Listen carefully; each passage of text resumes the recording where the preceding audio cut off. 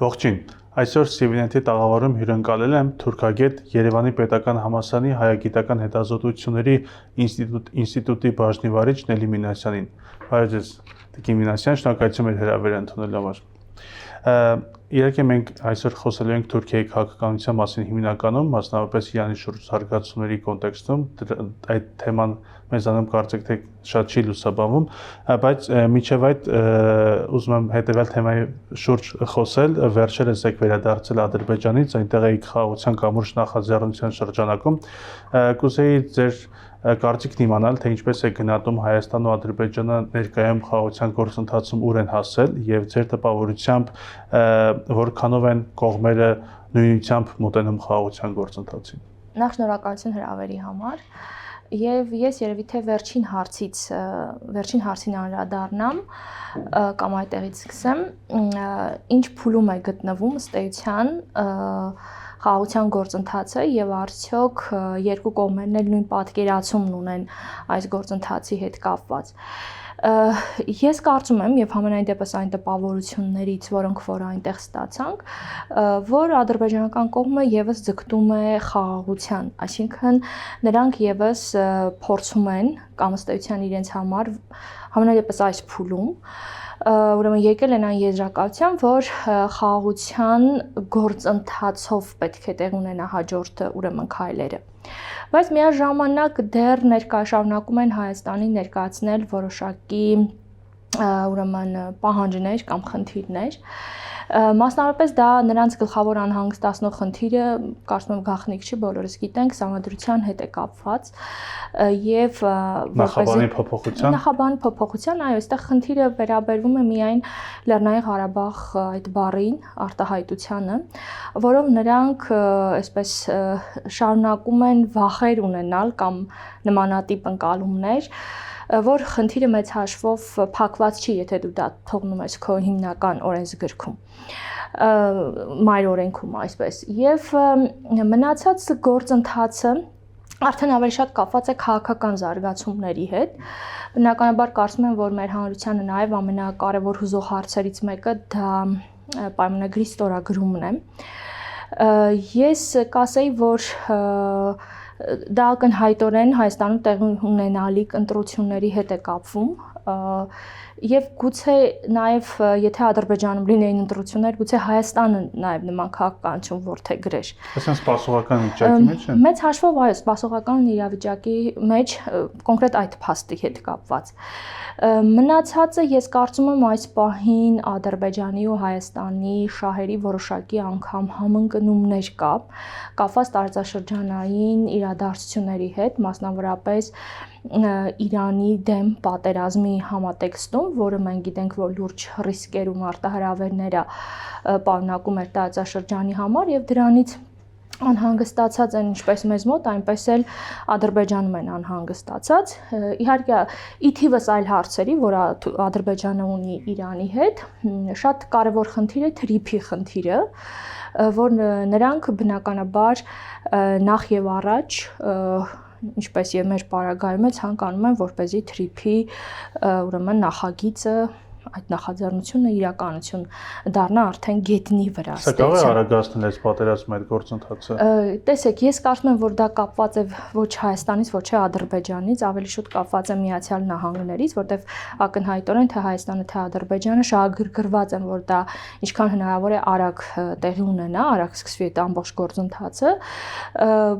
Այս արդեն Միացյալ Նահանգների ընդհանուր քաղաքականության համատեքստում պետք է լինի։ Նելի ճիշտ հասկացա, որ մեծ հաշվով նրանք խաղաղության պայմանագրի ստորագրումը, որը մեզ համար շատ կարևոր է, որովհետև մենք արդեն իսկ արժևորում ենք, հա, նախաստորագրված լինելը, մեծ հաշվով նրանք սա կապում են սահմանադրությունից այդ նախաբանը հանելու հետ։ Այո,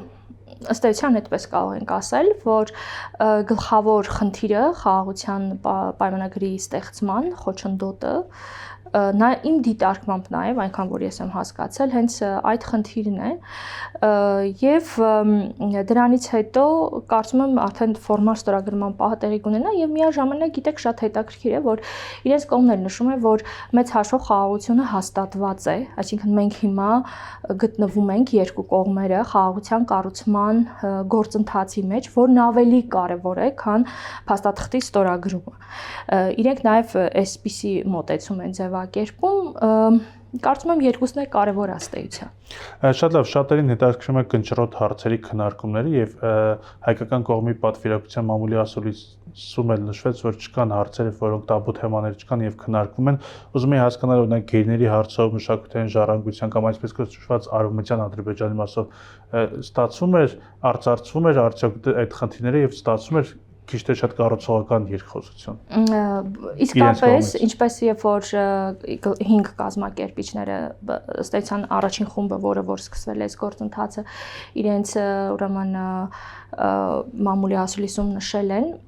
իրականում որևէ տիպի խնդիր եւ սահմանապահում չի եղել, որ เป զի մենք ինչ-որ մի հարց չբարձրացնենք կամ չխոսենք այդ հարցի մասին։ Մեզ հետաքրքրող, մեզ հուզող բոլոր տեսակի հարցերը այնտեղ մենք բարձրացրել եւ քննարկել ենք։ Անշուշտ մեր հասարակության համար կարևոր հարցը այո գերիների հարցն է, որի հետ կապված շատ քննարկումներ է եղել, այդ թվում նաև երբ որ Հիկմետ Հաջիևի հետ եղավ հանդիպում, այնտեղ մի քանի անգամ հարցը ուղղվեց նրան, տարբեր, այսպես մեր ուրեմն այսպես մեր խմբի տարբեր անդամների կողմից ցավոք սրտի դեռ դժվար է ասել թե ինչպես սա կավարտվի, մանավանդ ես արդեն նշեցի այդ խնդիրները,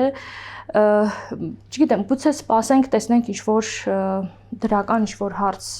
ինչ-որ մի խնդիր լինի։ Այս խնդիրները պայմանավորված է մի քանի այլ խնդիրների։ Ես կարծում եմ այո, պայմանավորված է նաև մի քանի այլ ուրեմն խնդիրներով, այսինքն դա ընդհանուր փաթեթ է, հա, որից որ մենք ինչքան է փորձում ենք ինչ-որ խնդիրներ առանձնացնել կամ ինչ-որ դա առանձին լուծում, հեշտ չի համենայն դեպս այդ ամբողջ գործընթացը եւ ստեյության ժամանակ է պահանջում։ Նույնը նաև մյուս խնդիրների հետ կապված։ Շատերին հետաքրքրում արևմտյան Ադրբեջանի իրենք ինչպես են դա բացատրում, որովհետև կա խզում կարծեք։ Արևմտյան Ադրբեջանի հետ կապված կա շատ հստակ մոտեցում եւ դա այդ նարատիվը ադրբեջանական կողմը ձևավորել է, որ այսպես ոնց որ ի հակադրություն Հայաստանի կողմից կամ չգիտեմ գուցե ապագայում ավելի շուտ Լեռնային Ղարաբաղի բնակչության հետ կապված։ Այսինքն որ Արցախի բնակչության վերադարձի խնդիր դրվի, նրանք սա այսինքն ստեղծել են այս նարատիվը իդեմս այդ թեզի։ Եվ իրենք քանի որ դա դիտարկում են Ադրբեջանի ներքին հարց, այսինքն խնդիրն էսպիսին է, եթե դուք ուզենաք կամ պահանջեք կամ գնաք բարձրաձայնեք, որ Արցախի ժողովուրդը վերադառնա, մենք էլ այս հարցը կբարձրաձայնենք ու իմ կարծիքով իրականում սա արդեն ինչ-որ առումով ավարտված թեմա է։ Իհարկե չեմ բացառում, որ հետագայում այս բոլոր նարատիվները ամենատարբեր ուրեմն սկզբունքներով կրկին դաշտ կնետվեն, ինչ-որ բաներ կլինեն, բայց ռեալ քաղաքականության համատեքստում այդպիսին է անցալում։ Դա ուղղակի նարատիվ է։ Խոսեցիք, որ տարածաշրջանային հարցեր են նաև քննարկվել, հետաքրքիր է, արդյոք խոսք գնացել է Թուրքիայի գործոնի մասին, որովհետև շատ են քննարկել, որ Ադրբեջանն ու Թուրքիան ընդհանրապես պայմանավորում են Հայաստանի հետ խաղաղության գործընթացը, արդյոք այս հարցերը արծարծվել են եւ իրենց ադրբեջանական տեսանկյունից ինչպես է երևում այս գործընթացը։ Կամ գուցե խանդ կա ինչ որ իմաստով հայ-թուրքական գործընթացի վերաբերյալ, իսկ ինչպես են դա պատկերում։ Տեսեք, իրականում այո, նաև Թուրքիայի հետ կապված եւ մեկ անգամ չէ, մի քանի անգամ տարբեր համատեքստերում էլի քննարկումները եղել է, որովհետեւ ակնհայտորեն հայ-թուրքական սահմանի փակ մնալը շարունակում է դեռ պայմանավորվել Ադրբեջանի հետ խաղաղության պայմանագրի ստորագրումով։ Իրականում խնդիրն այսպիսին է, որ պաշտոնական, այսպես դիրքորոշումը այն է, որ այսինքն այն ինչ որ դու երևի կհիշես ամիսներ առաջ Հական Ֆիդանը ձևակերպեց, որ հենց որ համաձայնագիրը ստորագրվի համաժամանակյա կբացվեն եւ հայ-ադրբեջանական եւ հայ-թուրքական սահմանները։ Իմ կարծիքով սա է իրատեսական, սա է ամենահիմնական մոտեցումը։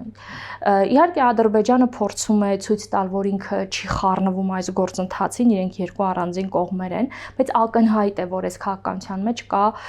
կոորդինացում, ու այստեղ իրականում պետք է չի լսել, թե իրենք ինչ են ասում, որտեղ փաստ է դա ուղղակի։ Եվ բացի այդ պաշտոնատար անձի Թուրքիայի արտաքին գործերի նախարարի կողմից ուրեմն նման ձևակերպում է արվել։ Իրենց մոտ մտավախություն էլ չկա, որ հայ-թուրքական սահմանը կարող է ավելի շուտ բացվել, քան խաղաղության պայմանագիրը։ Այս հարցում վստահ են զգում իրենց։ Ես կարծում եմ, այո, վստահ են զգում իրենց, որ այս հարցի շուրջ այսինքն չի լինի առաջընթաց։ Անկամ ես այս պահին կոնկրետ մտածում եմ, որ անգամ երրորդ երկրների համար չի բացվի, այլ ավելի շատ երբ որ կգնան արդեն գործընթացները քաղաքացիների համար, այո, երբ որ կգնան գործընթացները կհասնեն ինչ-որ մի կետի, երբ որ համաձայնագիրը կստորագրվի, նոր այդ ժամանակ կամ երբ որ այդ ամեն ինչը կսկսվի, թեկուզ համաձայնագիրը ստորագրվի, գիտեք, բարդ process է, հետո պետքա ռատիֆիկացիա լինի օրենսդիր մարմինների կողմից, այդ process-ում արդեն շատ իրատեսական կլինի։ Մնացած դեպքում չեմ կարծում, եւ իրենք, գիտեք, այս հարցում այո միշտ կա նախանձը, այսպես որ հայ-թուրքական մտավախությունը, որ հայ-թուրքական հարաբերությունները կարող են ավելի շուտ կարգավորվել եւ ավելի բնականon, ավելի դրական զարգացում ունենալ տարբեր հարցերի հետ կապված, բայց նաև կա, ես տեսնում նաև նրանց մոտ որոշակի հանգստություն համենայն դեպս այս պահին, որ այս պահի համար իրենք այդ հարցը համենայն դեպս այդպես կարգավորել են։ Բայց ընկալումներն է շատ հետաքրքիր, որ այսինքն Թուրքիայի հետ կապված ես կարծում եմ ավելի շուտ ապագայում ըստ էության Ադրբեջանը կփորձի ավելի ինքնուրույն լինել։ Այսինքն իրենց միջև հակասությունները նկատել։ Ես դեռ չեմ ուզում հակասություններ։ Տարբերությունները։ Որպես տարբերություններ, այո, որտեվ Ադրբեջանը ըստ էության Թուրքիայից նույնպես մաքսիմալ աջակցություն է ստացել եւ այսօր նա այն իրավիճակում է, որ կարող է մի փոքր ավելի այլ դիրքորոշում որդեգրել։ Ես ասում եմ քաղաքականությունը ստիպել այլ քաղաքականություն վարել։ Իդեպ այս թեմայի մասին շատ է խոսվում, այն որ երրորդ երկրների քաղաքացիների համար Թուրքիան չի շտապում սահմանը բացել, անգամ դիվանագիտական անձնագիր ունեցող անձանց համար։ Այս թեման ինչու է այդքան կարևոր Թուրքիայի համար։ Թուրքիայի համար կարևոր չի դրա համար ընդառաջ քայլ չի անում, թե սա Անկարան համարում է էական քայլ Հայաստանի ընդառաջ, որը կարող է հակասել Ադրբեջանի դիրքորոշմանը։ Ինչով պայմանավորել սա։ Որովհետև վերջերս էլ օրերս էլ Ռոբեն Ռոբինյանը, եթե չեմ սխալվում, նշեց Հայաստանի հատուկ ներկայացուցիչը, որ գնդակը իրենց դաշտում, այսինքն հիշեցնելով, որ մենք սպասում ենք որոշակի քայլերի։ Իհարկե չենք սպասում հենց իրատեսորեն սահմանի բացմանը, բայց առնվազն գոնե այդ քայլերի պետք է եւ անհրաժեշտ է սպասել։ Ես կարծում եմ երկու խնդիրներ կա։ Մենք տեսնում ենք, թե Թուրքիան այսօր արտաքին քաղաքական ինչպիսի այսպես իրադրության մեջ է գտնվում եւ ինչպիսի շատ ավելի մեծ ձեռնարկումներ է սկսել, ավելի գլոբալ, ավելի խոշոր տարածաշրջանային իրադարձությունների համատեքստում եւ Թուրքիայի համար ուղղակի առաջնահերթություն չէ մեր սահմանների հետ կամ մեր երկրի հետ կապված ցանկացած տիպի ինչ որ գործողություն։ Տեսեք, գուցե երբ որ Ամերիկան արդեն վերջնական որոշումը կայացնի թրիփի հարցով, արդեն սկսեն աշխատանքներ, ներդրումներ եւ այլն, այսինքն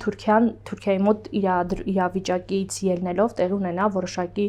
առաջնահերթություն, որովհետեւ իրենց համար նույնպես ենթակառուցվածքները կարեւոր են։ Եվ դրա համար սա առաջինը, որ եթե արտաքին քաղաքականության տեսանկյունից նայենք, իրենց համար կարևոր չի, առավել եւս որ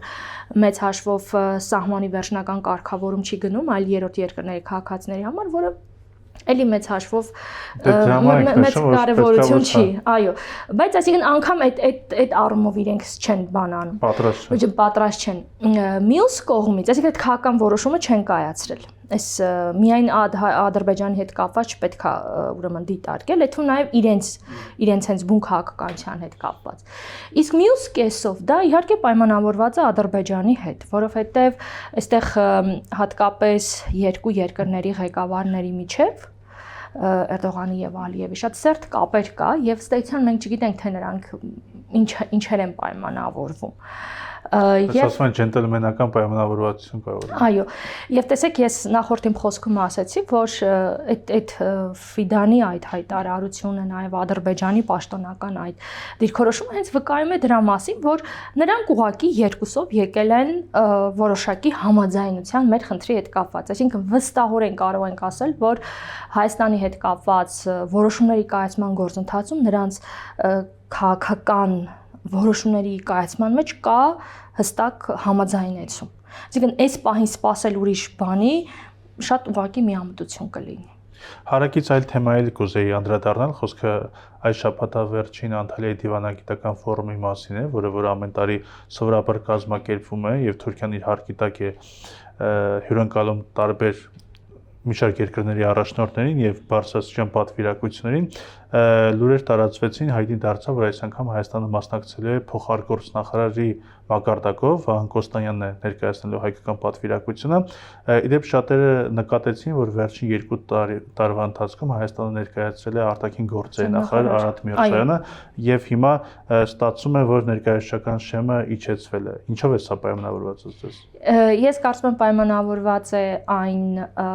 գործընթացով, ինչ որ կա Հայաստանի եւ Թուրքիայի միջեւ։ Այսինքն ձեռք են բերվել պայմանավորվածություններ երկու երկրների միջեւ, որոնք որ թուրքական կողմը ուղղակի չի իրականացել այդ պայմանավորվածությունները եւ մասնակցության մակարդակը իջեցվել է։ Ես անգամ սա շատ ողջունելի կհամարեի։ Համարում եք։ Հա, այսինքն անիմաստ է այնտեղ գնա նորից մեր արտգործնախարարը։ Սա ինչ որտեղ բոյկոտի Այո, ինչ որտեղ, որովհետև տեսեք մեր դժգոհություն արտահայտելու ձև կարելի անգամ դիտարկել, որտեղ մեր կողմից եղան այդպիսի հրապարակային հայտարարություններ, որ պայմանավորվել են, չէ, որ հստակ ժամկետով անգամ, որ սահմանը կբացվի, բայց տեսեք, հենց իրականում սահմանը չի բացվում։ Այսինքն երրորդ երկրների քաղաքացիների եւ դիվանագիտական անձնագրեր ունեցողների համար սա դեռ չի նշանակում սահմանի բացում եւ այ թուրքական հարաբերությունների կարգավորում։ Եթե Թուրքիան էս չնչին քայլի չի անում, դիվանագիտական հարաբերությունների հաստատում, այո։ Այսինքն, եթե այս չնչին քայլը անգամ չի արվում, ուրեմն արտաքին գործերի նախարարի գնում այնտեղ էլ ինչ անի։ Եվ եթե չի գնում, այսինքն by default ավտոմատ ստացվում է, որ նաև դիվանագիտական բանը ուղարկվում է փոխարտգործնախարարը։ Եվ ինչ այլոց նշեմ, քանի որ Երևանում մայիսի սկզբին տեղի ունենում նաև խոշոր շատ իր չափերով ավելի այո, շատ խոշոր միջոցառում 50-ից ավելի երկրների առաջնորդներ են լինելու եւ չի լինելու Թուրքիայի առաջնորդը։ Այսինքն սա էլ իր հերթին։ Սա իդեպ հաստատվել է, որ նա արդեն չի գալու։ Կարծեմ Ադրբեջանը հաստատել է, որ չի գալու։ Ադրբեջանը հաստատել է, Թուրքիայից չէ, բայց այնքանով որքանով որ ես նայում եմ մամուլը, տպավորությունը հենց այդպեսին է, որ չի գալու։ Նշվում է, որ գուցե Ֆիդանը գա, բայց դա արդեն անգամ այդ մակարդակով չի էս հանդիպումը, հետեւաբար այստեղ կարևորը հենց Թուրքիայի նախագահի մասնակցության խնդիրը։ Ամբողջականության մեջ պետք է դիտել։ Այլ հարցեր կուզեի նաև քննարկել, խոսքը Իրանի շուրջ ընթացող զարգացումների մասին է, Թուրքիայի դիրքորոշման եւ ընդհանրապես Թուրքիայի մասին, ընդհանրապես շատ է քննարկում, թե Իրանի շուրջ զարգացումները պատերազմը ինչպես է ազդում տարածաշրջանային այլ պետությունների, բայց իր հարևանությամբ գտնվող Թուրքիայի վրա ինչպես է ազդում, այսինքն Թուրքիան տուժում է, օգտվում է, ինչ դիրքերում է հանդես գալիս։ Թուրքիան տուժում է միանշանակ։ Թուրքիան տուժում է ոչ թե մի շերտով, այլ մի քանի շերտերով է տուժում։ Խնդրում եմ բացատրեք։ Ուրեմն նախ ամենապարզից սկսեմ, սահմաններից սկսեմ, երբ որ սահմանային անվտանգության խնդիրներ են առաջացել ավելի շուտ, որովհետև Թուրքիան ու Իրանը մոտ 500 կիլոմետրանոց ուրեմն ընդհանուր սահման ունեն։ Այստեղ բնականաբար առաջին հերթին շատ կարևոր էին հումանիտար խնդիրները, որոնք կարծես թե այս բացի դրությամբ առաջնային չեն, չկան մեծ հաշվով այդպիսի հոսքեր։ Բայց Թուրքիայի համար գլխավորը անվտանգային հարցերն է սրումն է կրկին, կապված քրդական գործոնի հետ։ Բայց դա չի զգացում, կարծեք թե քնած է կամ։ Տեսեք, դա սկզբնական փուլում, երբ որ պատերազմը սկսվեց, շատ զգացվեց, որտեվ ըստ էության որոշակի գործընթացներ էին տեղ ունենում եւ Թուրքիան անգամ այդպես եղավ նաեւ դիվանագիտական որոշակի այսպես ինֆորմացիա հրապարակվեց, թե Թուրքիան ինչպիսի ջանքեր է գործադրել, ընդհանուր միջև նշելով, որ իրենք կգնա նույն սիրիական սցենարին թույլ չտալով, որպեսզի Իրանի տարածքում եւս տեղ ունենան քրդական գործոնի հետ կապված որոշ գործընթացներ։ Սա մեկ, հաջորդը Թուրքիայի վրա շատ մեծ ազդեցություն է թողել հատկապես տնտեսական առումով։ Սա թերևս այս պահին կարող են գնահատել ամենալուրջը, որտեղ տեղից թուրքական տնտեսությունը,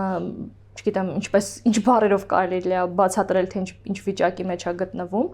եւ տեսեք Թուրքիան այստեղ սղաճի հետևից նորանոր ռեկորդ։ Ինձ թվում է դա այլևս վերականգնել հնարավոր չի, որտեղ այդ մասին խոսում են նաեւ շատ հայտնի մասնագետներ, ընդ որում նաեւ Թուրքիայից։ Եվ տնտեսական խնդիրները մի քանի շղթա է, նախ առաջին հերթին էներգետիկ խնդիրների մասին է խոսքը,